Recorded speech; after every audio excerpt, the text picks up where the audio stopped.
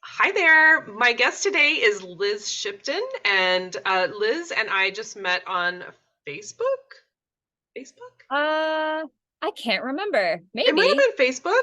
Um, anyway, Liz has a very interesting story to share, and I am going to let her tell you because it's so much better from her than me. But Liz, thank you so much for joining me from Cartagena.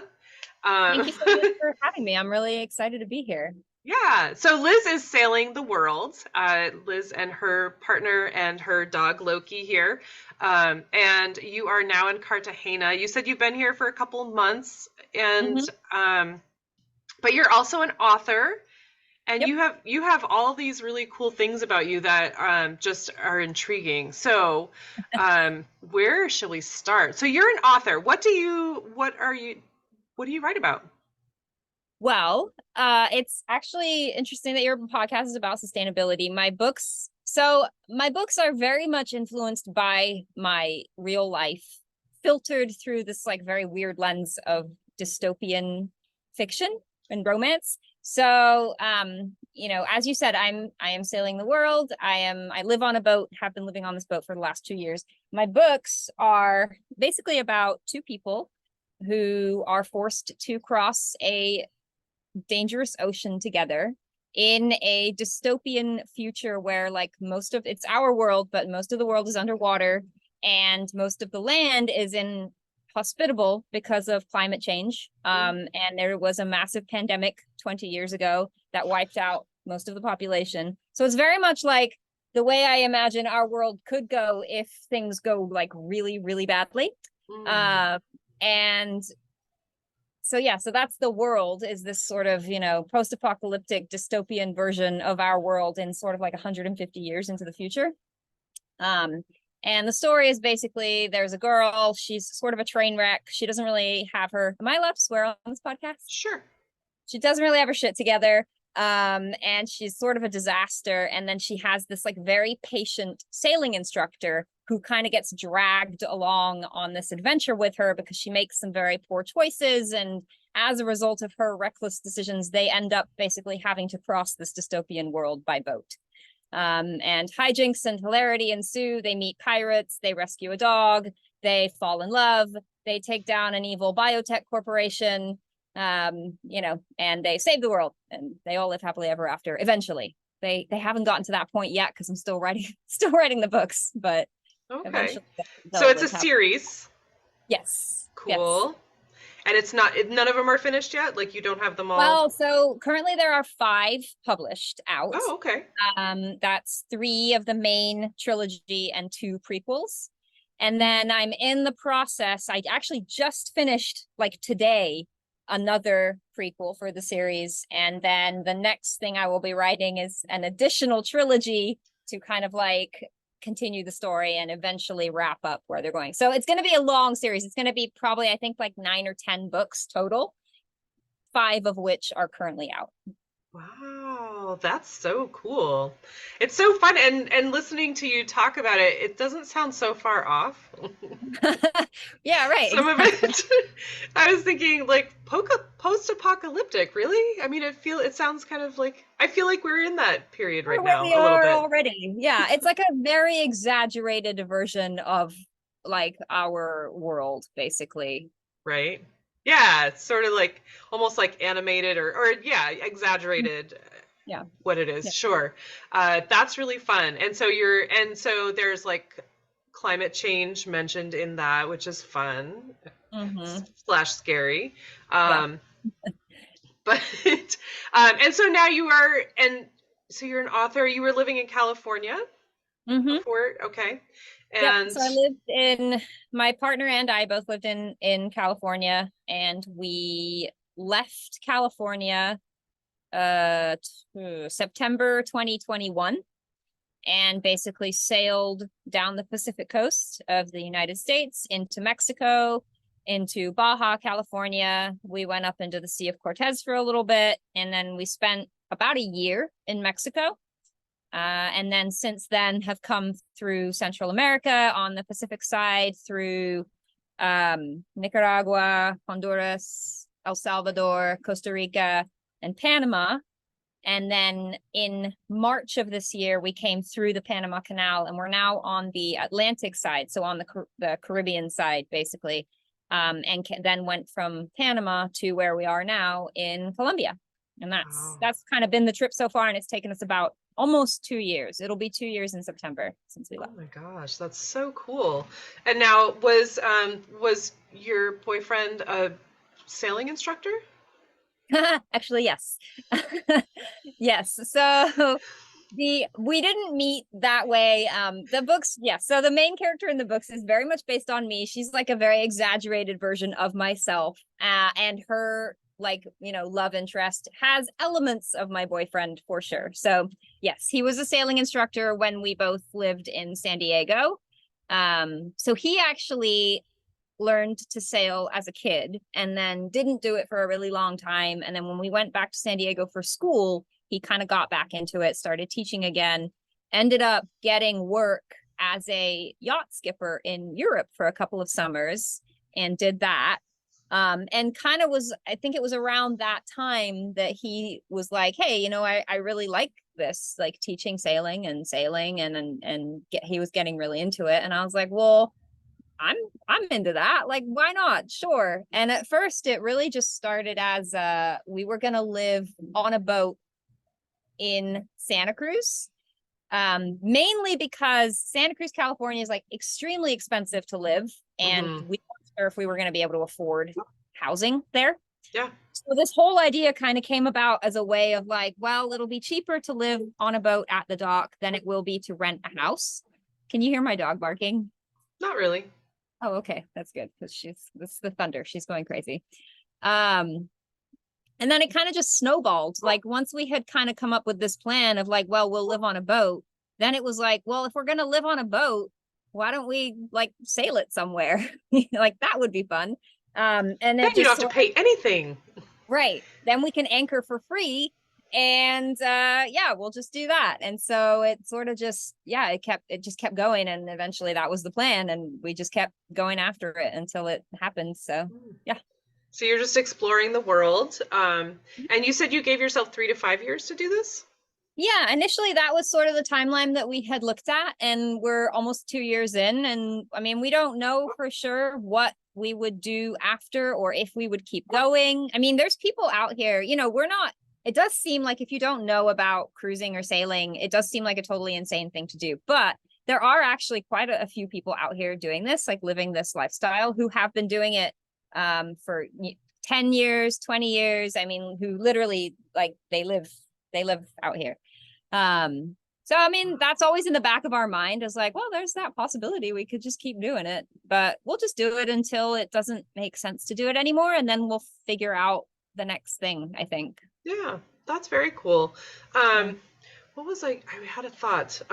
Do you plan out where you're going? Like you said, you spent a year in Mexico? Yeah, so we try to. It's hard. It is harder than we thought it would be to sort of decide where you want to go, because with all this like freedom does come just sort of like decision paralysis, right? Of like, where are we going to go? Where should we go next? I don't know. It was very easy at first because it was like, well, we're going to Mexico, so we just go south. Like we know we're going that way. Yeah. And then once we were there,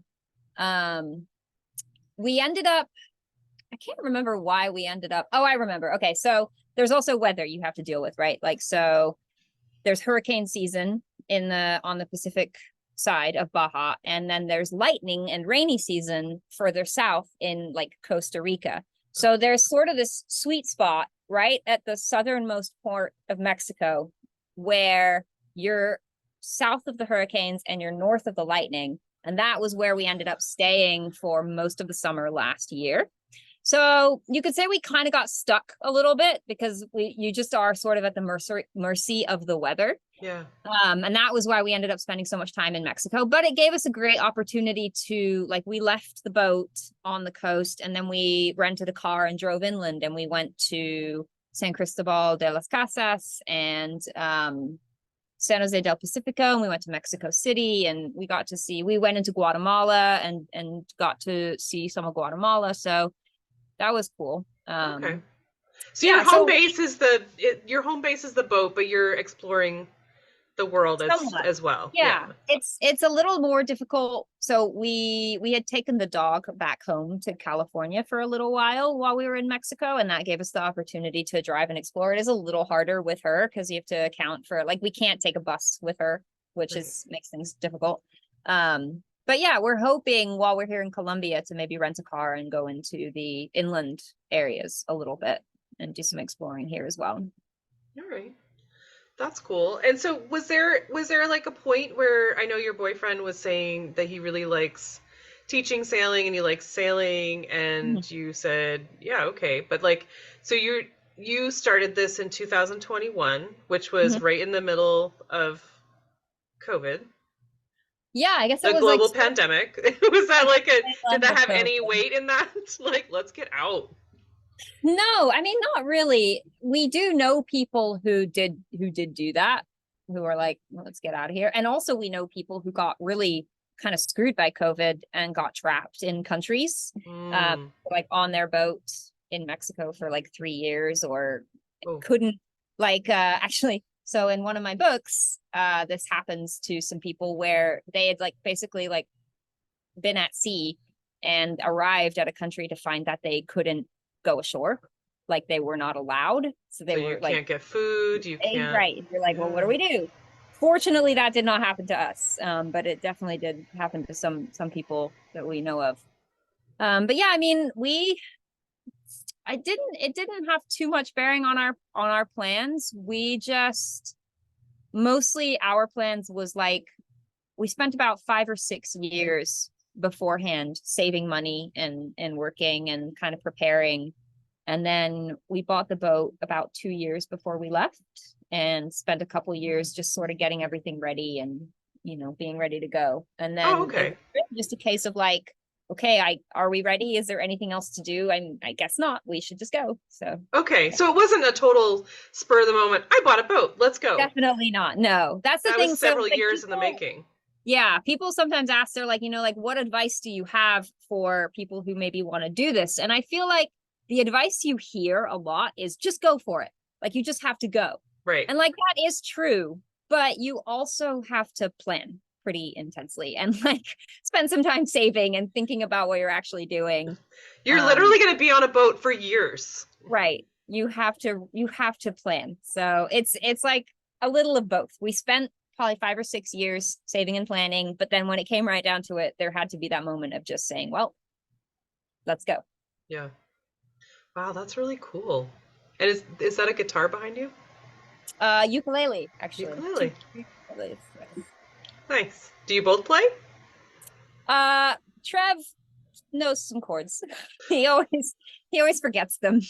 And then I always have to reteach him every time we play. He doesn't play as much. I play more. But Okay. we actually met as musicians. We both used to be musicians.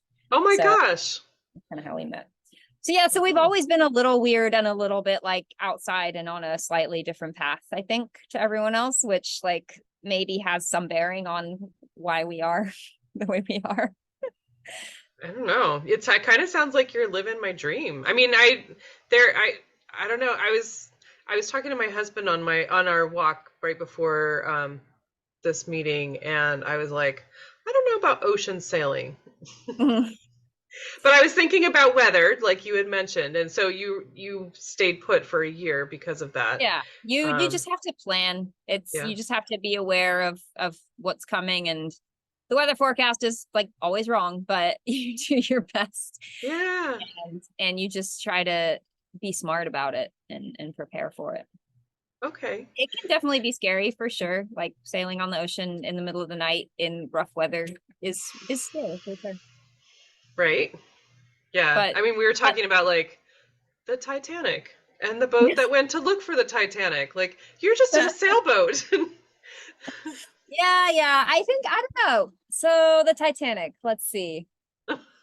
We're not sailing near any icebergs. So there's that.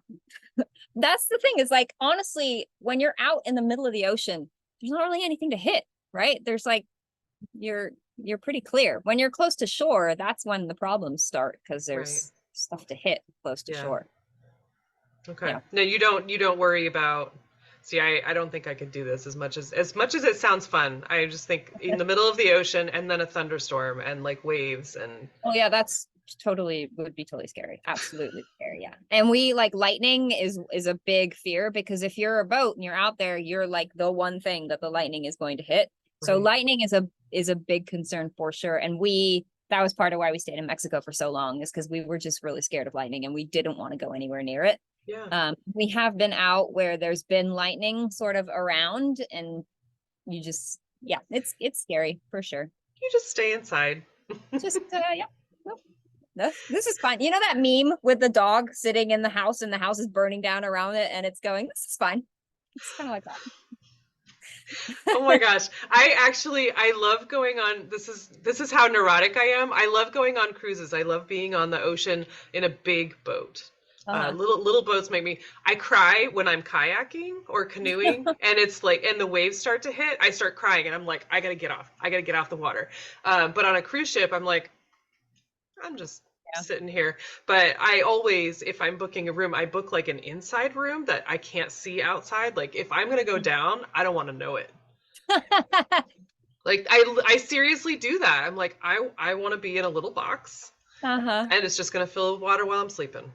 Oh God, I don't know. That's like my nightmare. I can't. I want to be out there on the deck. I'm just gonna jump in the water and start swimming. Like, but the sharks. I know. Oh my gosh. I feel like sharks. I could probably take a shark. Come on. You probably could take a shark. No, probably not. I don't think I could. A terrible attitude.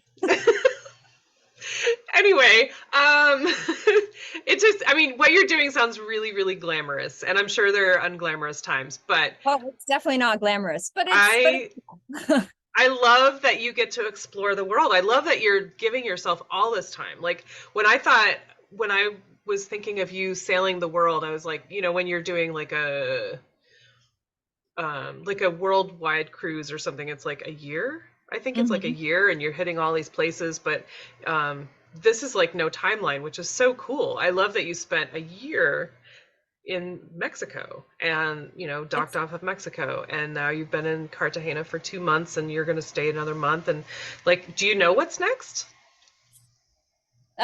Yes, somewhat, roughly. We don't know specifically. We actually need to plan this next little bit, but we know that, so again, hurricane season, summertime, we can't go into the Caribbean yet because of hurricanes, but like fall, winter, that's our plan, is to basically kind of do the rest of the Caribbean and see the islands and do that. And then early next year, we hope to cross the Atlantic and go to Europe and spend a little time in Europe. So we kind of have the large rough details sketched out, but we don't have the exact specifics of where exactly we're going within that. I'm just curious. You don't need to. You don't owe me anything. We do need to have it together at some point. Well, you don't have to go anywhere until like September. Like, is it like end of September when hurricane season's over? Yeah, September, October. Yeah. And then I also, crossing the Atlantic in the winter, is that possible? It'll be like March. That's around the time of year that you want to do it. All right, cool. It's like the good time to do it. Okay.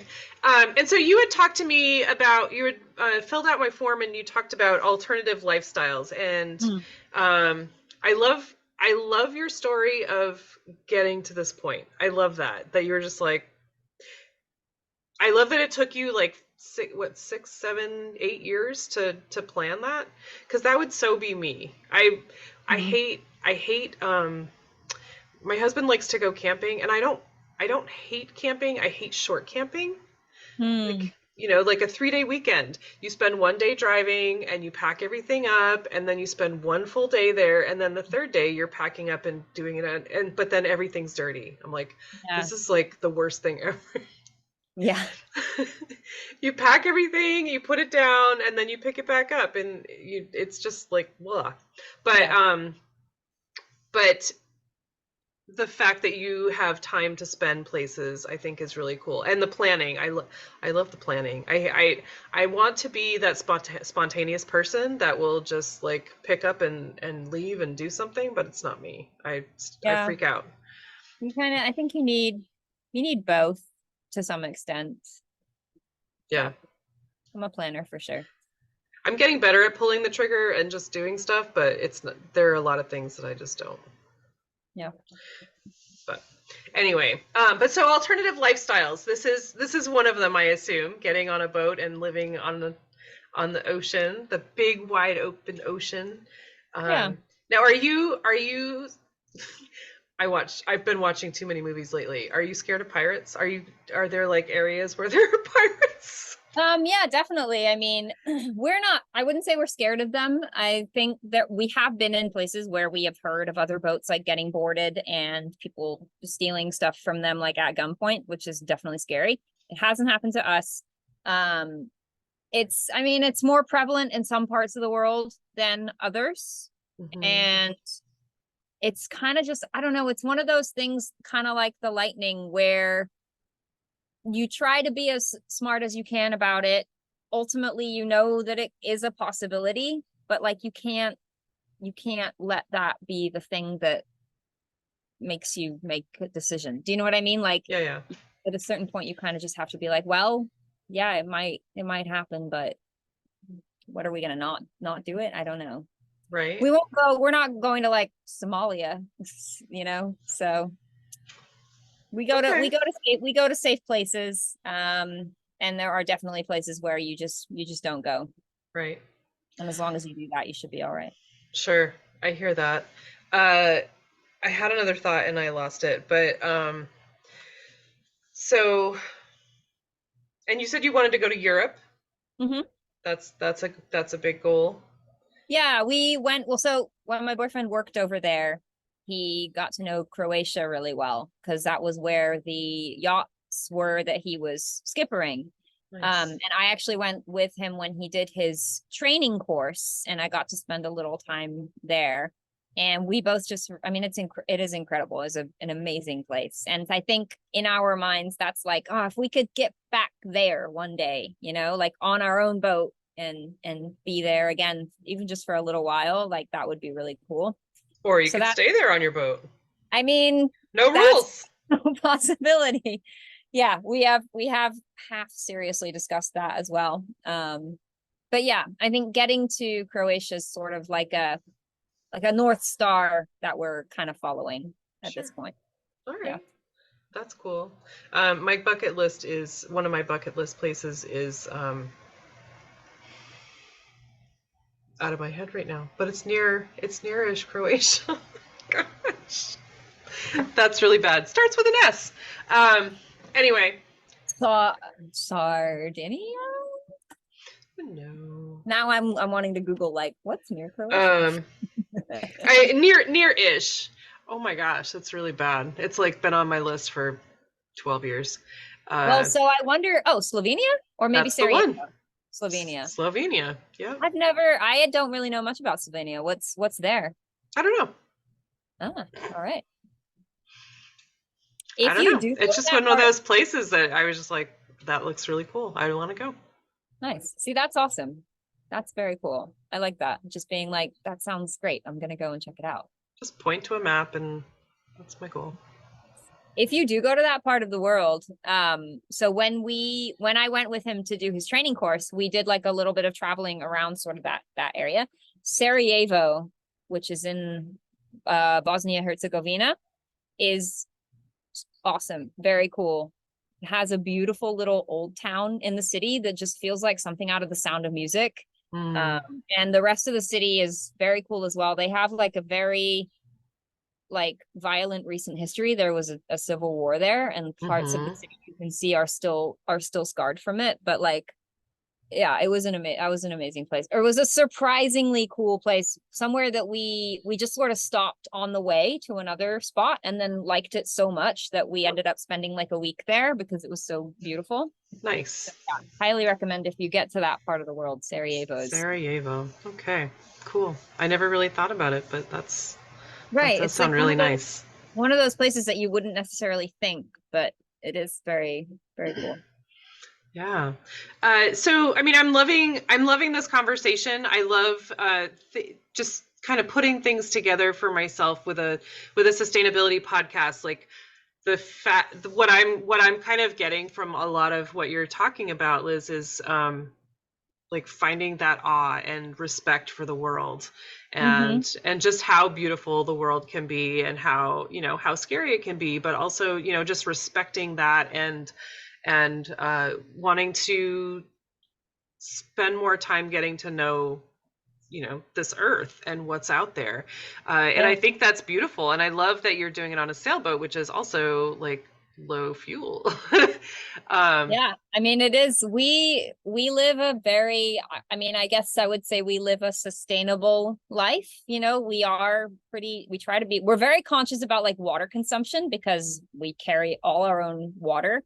And if we're somewhere remote, like my boyfriend is lugging jugs of water back to the boat to fill our tanks. So it becomes like you become very aware of what you are dependent on. And like when we're at sea and have to throw trash away, if we fill up our little kitchen trash thing and then we have to get rid of that bag and we're on the ocean, all of a sudden it's like, what do we do with our trash? And then you start thinking like, and also in a lot of the countries we've been visiting, a lot of them don't have a lot of infrastructure for trash. We've seen a lot of trash on beaches and in towns and just places where we've gone ashore with our trash to be like, where do we throw this away? And people are like, I don't know. There's no place for that.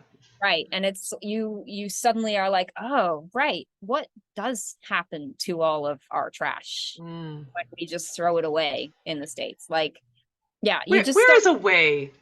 Right. Where is a way? There isn't really an away, right? I mean, I've heard about the Pacific garbage patch, Yeah, right? that's a way. That's where it all goes, which we have not seen, and I hope we don't, but yeah, that would be disturbing for sure. But that's really interesting. I love that. And in this way, you're kind of living my dreams, just like, you're experiencing what it's like to be in other places, and getting to understand how they see different things, but also, learning how to, you can sort of, I don't know, map things out and maybe make plans for other ways, like the whole trash thing. Like, what do you, if you are in a place where there's no trash receptacle, then, what do you do with it? I mean, really, are you like making plans? Like, if I were here, I would maybe build something, or I don't know. I'm just like, I'm imagining what it would be like.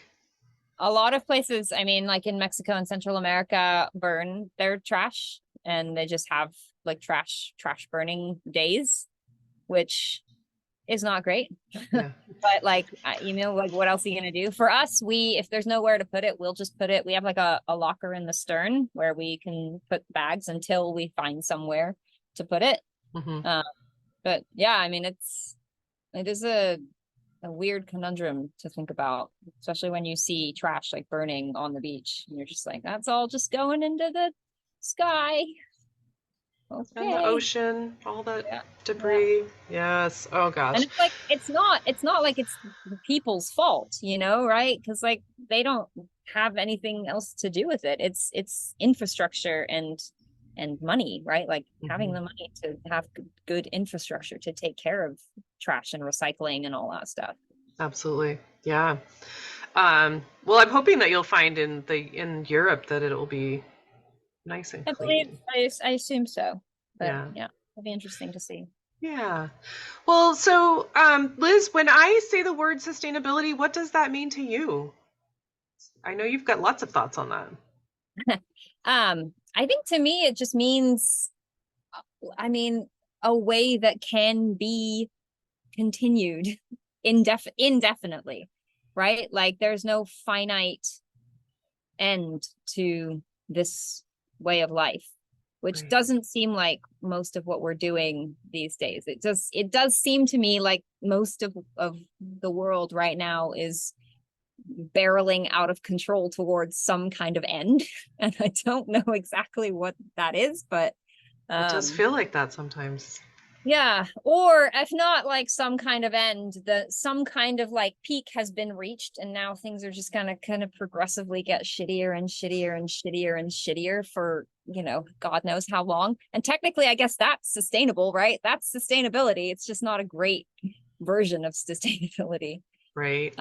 But yeah, and it's like kind of what you're saying at the beginning. I thought it was really interesting how you were talking about like you do a lot of different types of podcasts, and you talk about a lot of different things, which I think that is all of those things have to be a part of the conversation, because sustainability means everything. Like you have to really think about every piece of the puzzle in order to build a sustainable culture and future and world. Yeah, it's true. Yeah.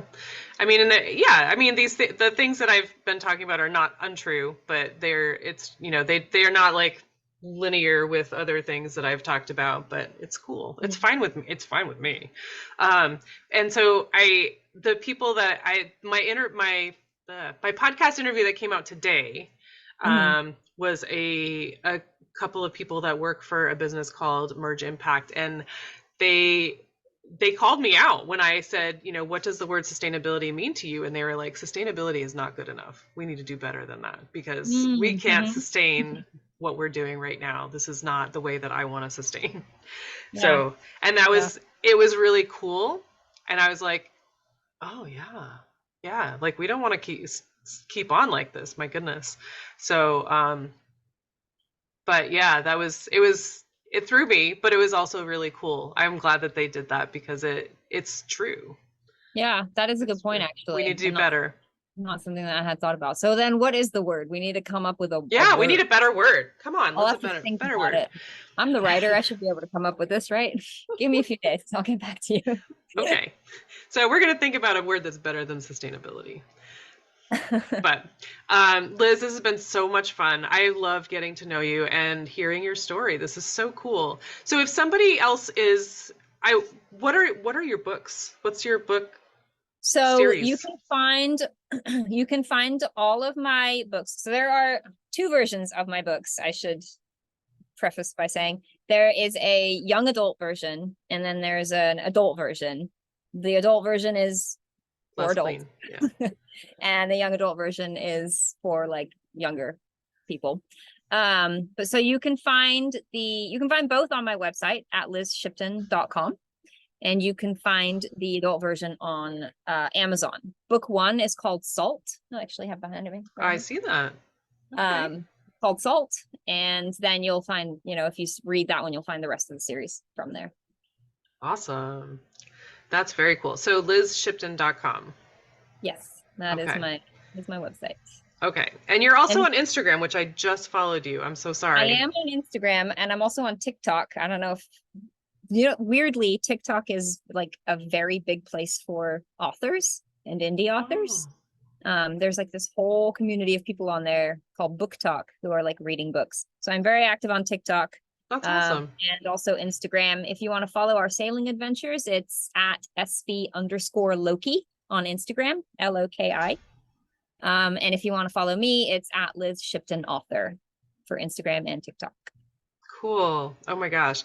I know TikTok is big for podcasters too, but I'm like, I'm like an old lady, because whenever I open it up, that something is like yelling or jumping around, I'm like, just close it back up. It is just close that box. Yeah. So I am on TikTok, but I don't really do it. I don't really open it. But okay, very cool. Well, thank you so much.